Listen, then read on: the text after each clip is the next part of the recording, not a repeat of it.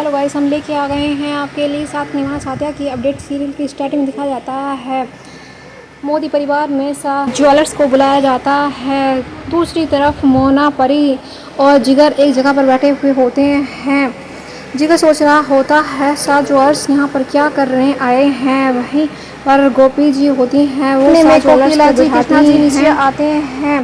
कोकिला जी अपने सारे गहने लेके आती हैं और गोपी के हाथ में थमा देती हैं और कहती है, लो बेटी, अब तुम्हारी अमानत है, तुम दूसरी तरह से। ये देख कर काफी दुखी हो रहा होता है कि काकी जी ज्वेलरी गोपी के हाथ में थमा दी। पर पास में परी खड़ी हुई होती है और ये देखकर उसकी आंखें चौड़ जाती हैं। सारी ज्वेलरी गोपी के हाथ में दे दी है, अब क्या होगा। वहीं पर गोपी सुनार के हाथ देने ही वाली होती है। जिगर कहता है, भाभी अब इस घर की बहू नहीं रही है, इस नाते इस जेवर और इस प्रॉपर्टी पर आपका कोई भी अधिकार नहीं है। आप किस नाते से ये ज्वेलरी उन्हें दे रही हैं? बनता है। वहीं पर परी कहती है, जिगर जी बिल्कुल ठीक कह रहे हैं, आप दूसरी शादी कर चुकी हैं और मोदी परिवार से आपका कोई लेना देना नहीं रहा है। तो ज्वेलरी पर सारी ज्वेलरी होती है वो गोपी के हाथ से छीन लेती है। आप इस तरह से इस खानदान की ज्वेलरी को बर्बाद, इस ज्वेलरी पे हक सिर्फ खानदान की बहू का होता है, ना कि दूसरी औरतों का। वहीं पर इतने में ही कोकिला जी आती हैं और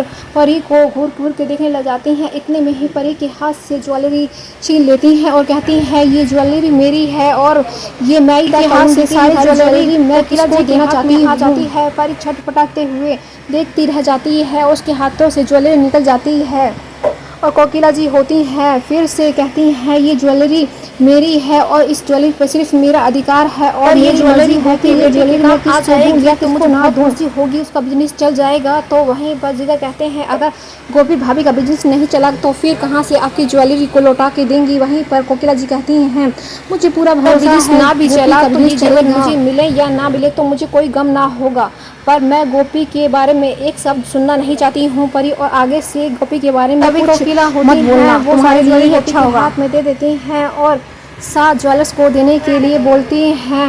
वहीं पर गोपी सात ज्वेलर्स के पास सात ज्वेलर्स होते हैं, सारी ज्वेलरी को ले लेते हैं। वहीं पर वो कंगनों को चेक करने लग जाते हैं, कहीं कोई भी चीज़ खराब तो नहीं है। वहीं पर वो काफ़ी अच्छी तरह से गहनों को चेक करते हैं। वहीं पर सारे गहने ठीक होते हैं और कहते हैं, मैं सारे जेवरों का आपको 25 लाख रुपए दे सकता हूँ। वहीं पर बैग में भरे हुए पैसे लाते हैं और गोपी के हाथ पर गोपी को मार देते हैं, चलाने के लिए पैसे संभालिए अपने पैसे। वहीं पर गोपी कोकिला जी पूरी कर देती हैं।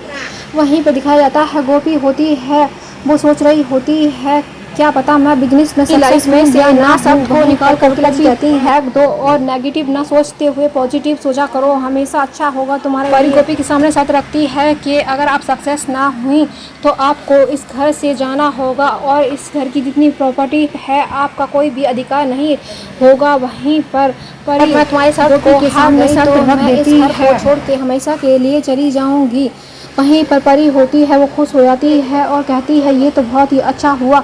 वहीं पर परी कहने लगती है गोपी से, आप अपने वादे पर कायम रहिए और बाद में आप मुकरना मत और आपको इस घर से जाना ही होगा। अगर आप हार जाती हैं, वहीं पर कोकिला कहती है, मेरी बेटी गोपी कभी नहीं हार सकती, बढ़ेगा तो देख लेना। परी वहाँ से चली जाती है, रह जाती हैं कोकिला और गोपी दोनों ही। वहीं पर कोकिला जी कहती हैं कि भगवान तुम्हें कभी हारने नहीं देगा, गोपी ज़्यादा परेशान मत हो।